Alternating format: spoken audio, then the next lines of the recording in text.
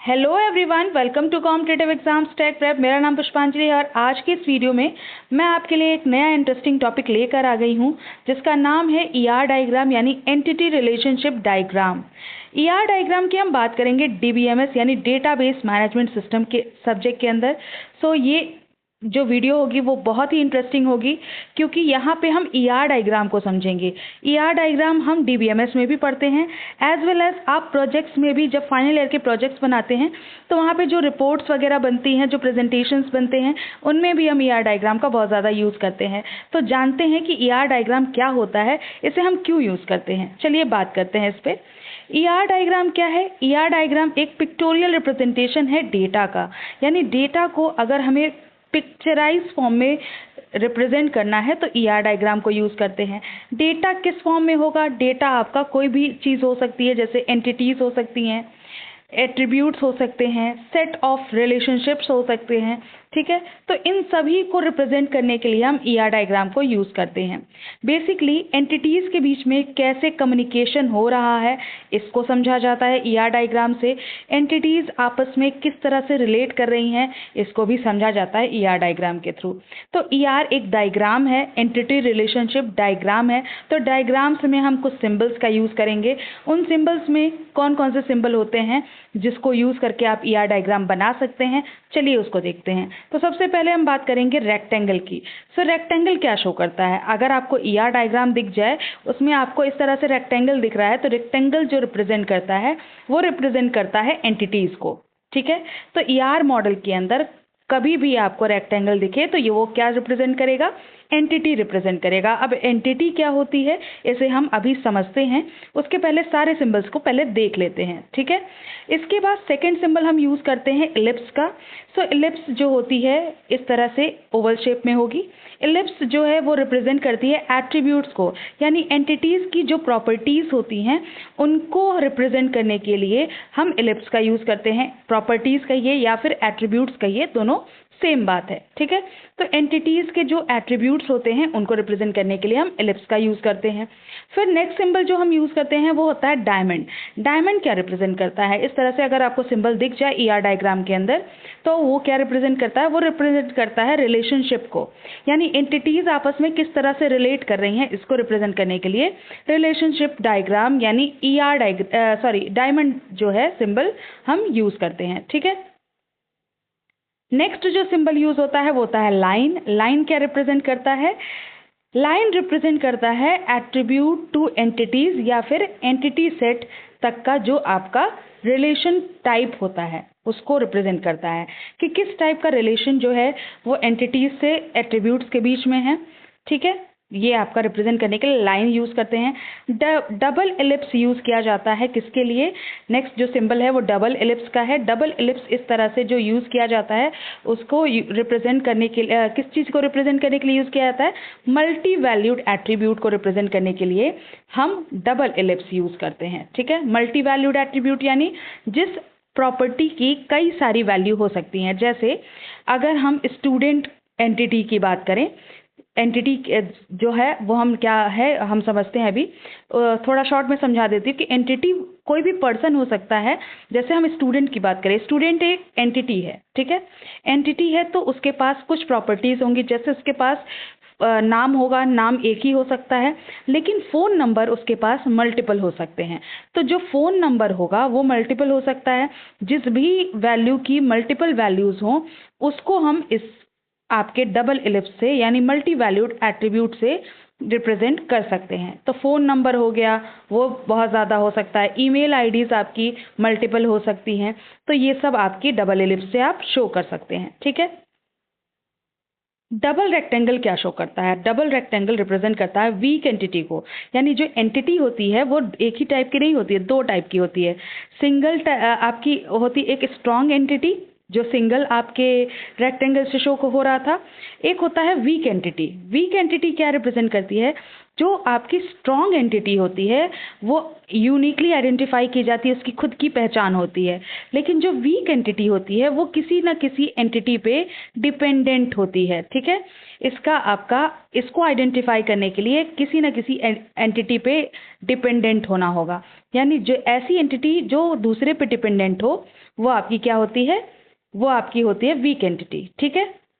अब हम बात कर लेते हैं एंटिटी पे। तब से हम एंटिटी बात कर रहे हैं, तो एंटिटी क्या होती है? आपको पता है कि एंटिटी को हम रेक्टेंगुलर शेप बॉक्स से रिप्रेजेंट कर रहे थे, ठीक है। एंटिटी जो है वो आपका क्या रिप्रेजेंट करता है? कोई भी रियल वर्ल्ड ऑब्जेक्ट, यानी कुछ भी आपका जो यूनिकली आइडेंटिफाई कर पाए अपने आप को, वो क्या है? एंटिटी है, ठीक है। कोई रियल वर्ल्ड ऑब्जेक्ट हो या कोई कॉन्सेप्ट हो या फिर, तो उसको हम रिप्रेजेंट करने के लिए हम एंटिटी का इस्तेमाल करते हैं, ठीक है। सो एंटिटी आपकी कोई भी रियल वर्ल्ड ऑब्जेक्ट, कॉन्सेप्ट या फिर कोई भी चीज़ हो सकती है जो कि आपका क्या होगा? एज अ डेटा हम डेटाबेस के अंदर स्टोर कर पाएँ, ठीक है। अब एंटिटी के एग्जाम्पल देख लेते हैं। जैसे रियल वर्ल्ड के ऑब्जेक्ट की बात करें तो कोई भी पर्सन जो है रियल वर्ल्ड ऑब्जेक्ट जो कि यूनिकली आइडेंटिफाई किया जा सकता है। आप एक रियल वर्ल्ड ऑब्जेक्ट हैं तो आप एक एंटिटी कहला सकते हैं। तो कोई भी पर्सन जो है रियल वर्ल्ड ऑब्जेक्ट होता है वो क्या है? एंटिटी है। कार एंटिटी है। एम्प्लॉयज़ एंटिटी हैं, ठीक है, क्योंकि यूनिकली आइडेंटिफाई किए जा सकते हैं एम्प्लॉय आईडी के थ्रू, ठीक है। कॉन्सेप्ट जितने भी होते हैं वो एंटिटीज हो सकती हैं। जैसे कोई कोर्स हुआ वो आपका एंटिटी हो सकता है, कोई इवेंट हुआ वो एंटिटी हो सकता है, रिजर्वेशन हो सकता है, ठीक है।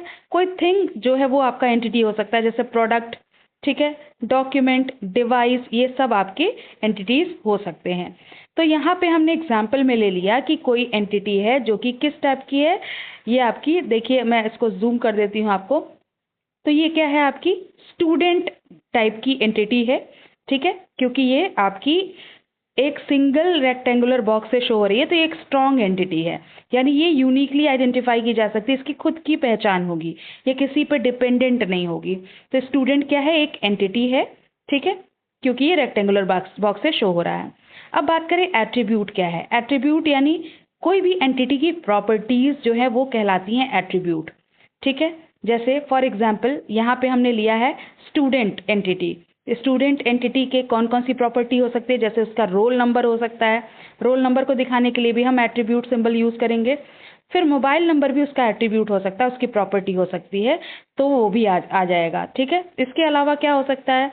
इसके अलावा बहुत सारी चीज़ें हो सकती है। स्टूडेंट से रिलेटेड बहुत सारे एट्रीब्यूट्स हो सकते हैं, जैसे एड्रेस हो सकता है, उसका मोबाइल नंबर, फादर नेम, ठीक है, ईमेल एड्रेस, ये सब कुछ उसका क्या हो सकता है? एट्रीब्यूट हो सकता है, ठीक है।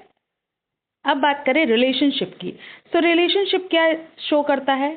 डायमंड शेप्ड आपका बॉक्स था जिसको रिलेशनशिप से दिखा रहे थे। रिलेशनशिप बहुत सारी टाइप की हो सकती हैं, जैसे one to one relationship, one to many, many to one और मैनी टू मैनी, ठीक है। 4 टाइप की जनरली रिलेशनशिप्स डिस्क्राइब की जाती हैं। एग्जाम्पल से समझ लेते हैं कि कैसे हम ER डायग्राम को रिप्रेजेंट करेंगे। तो ये आपका एक एग्जाम्पल मैंने लिया है जिसमें आप देख सकते हैं ये स्टूडेंट एंटिटी है, ठीक है, ये कोर्स एंटिटी है। स्टूडेंट और कोर्स एंटिटी के बीच में ये आपका जो स्टूडेंट नाम का रिलेशनशिप बना हुआ है डायमंड सिंबल से, ये क्या रिप्रेजेंट कर रहा है कि स्टूडेंट और कोर्स के बीच में कैसा रिलेशनशिप है? स्टूडेंट टाइप का रिलेशनशिप है। स्टूडेंट एंटिटी के कौन कौन से एट्रीब्यूट हैं? नेम है, रोल नंबर है, क्लास है, ये सब स्टूडेंट एंटिटी के एट्रीब्यूट हैं, ठीक है। इसके अलावा कोर्स जो है इसकी एंटिटी कौन कौन सी है? एट्रीब्यूट कौन कौन से हैं? कोर्स नेम है, कोर्स नंबर है, ये सब इसके एट्रीब्यूट है कोर्स के। तो हर एक एंटिटी के अपने एट्रीब्यूट्स होते हैं और एक एंटिटी दूसरे एंटिटी से किसी तरह से रिलेट कर सकती है, ठीक है। अब इसको थोड़ा सा कॉम्प्लेक्स वे में भी देख लेते हैं। ये तो बहुत सिंपल हो गया आपको समझाने के लिए। एक आपका ये कॉम्प्लेक्स मैंने एग्जाम्पल लिया हुआ है। जैसे यहाँ पे हमने एक म्यूजिशियन नाम की एंटिटी ली है, एक एल्बम नाम की एंटिटी ली है। म्यूजिशियन और एल्बम के बीच में क्या है रिलेशनशिप? प्रोड्यूसर रिलेशनशिप है, ठीक है। तो एक म्यूजिशियन जो है वो कितने एल्बम प्रोड्यूस कर सकता है? मैनी एल्बम्स प्रोड्यूस कर सकता है। लेकिन जो एल्बम होगी वो किसी न किसी एक म्यूजिशियन की ही हो सकती है, मोर देन वन म्यूजिशियन की एक एल्बम नहीं हो सकती है, ठीक है। तो यहाँ पे कैसा रिलेशनशिप है, 1 to मैनी रिलेशनशिप है, ठीक है। इसी तरह से म्यूजिशियन जो है वो आपके कई सारे सॉन्ग्स परफॉर्म कर सकता है, और कई सारे सॉन्ग्स जो है वो एक ही म्यूजिशियन द्वारा जो है गाए जा सकते हैं। तो यहाँ पे कैसा रिलेशनशिप हो सकता है, मैनी टू मैनी, ठीक है। कैसा हो सकता है, मैनी टू मैनी रिलेशनशिप हो सकता है। तो ये आपका हो गया दो रिलेशनशिप, मैनी टू मैनी और 1 to मैनी।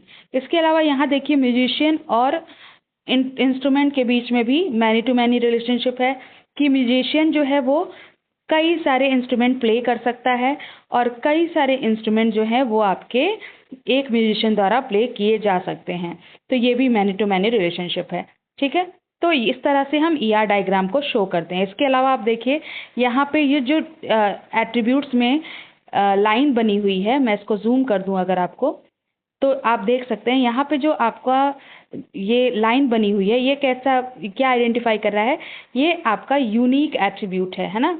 ये आपका कैसा एट्रीब्यूट है, यूनिक एट्रीब्यूट है, जो दिखा रहा है आपको लाइन सिंबल से, ठीक है। यहाँ पे हमने मल्टी वैल्यूड एट्रीब्यूट को यूज नहीं किया हुआ है, ठीक है। देखिए एसएनएन नंबर जो है वो भी आपका यहाँ पे यूनिक एट्रीब्यूट है, जो आपका यूनिकली आइडेंटिफाई होगा, ठीक है। एज अ प्राइमरी की आप यूज कर सकते हैं इसको। तो ये हमारा हो गया ईआर डायग्राम के बारे में। आई होप आपको समझ में आ गया होगा। वीडियो पसंद आई है तो लाइक कर दीजिएगा, अपने फ्रेंड्स के साथ शेयर करिएगा, चैनल पर जुड़े नहीं हैं तो जुड़ जाइएगा। Thank you for watching.